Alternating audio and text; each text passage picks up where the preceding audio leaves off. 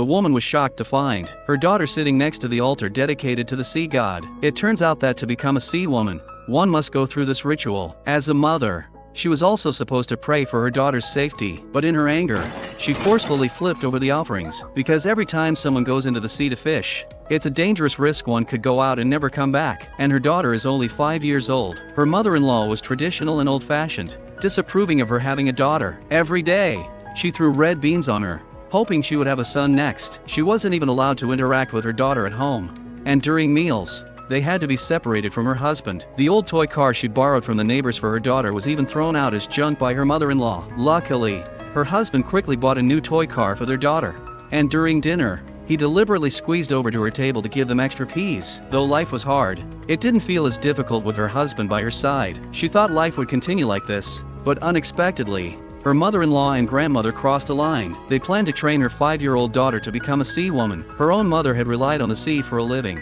only to contract a respiratory disease and die. She got into a fierce argument with her mother-in-law over this.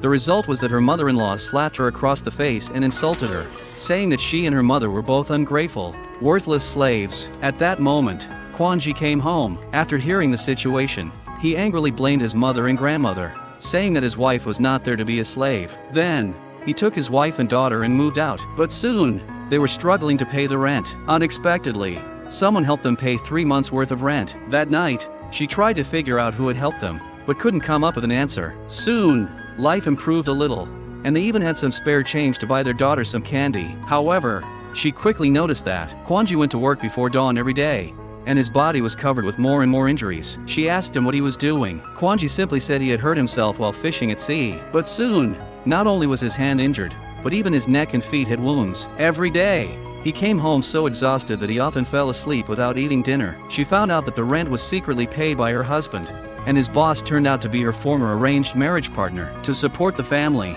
Kwon-ji had to endure daily humiliation and insults from his boss, while doing dangerous work that no one else wanted to do. The injuries were from fishing in risky conditions, and it seemed like the boss was intentionally getting back at him. She bought some gifts and went to the man's house, hoping to make peace. But when she arrived, she saw his wife with a bruise on her lips. If she hadn't chosen Kwon-ji all those years ago, it might have been her sitting there with the scars today. She gave up on the idea of reconciliation, took the gifts, and left. On her way home, she happened to see the man once again insulting her husband. Unable to take it anymore, she dragged her pregnant body and angrily rushed toward her husband.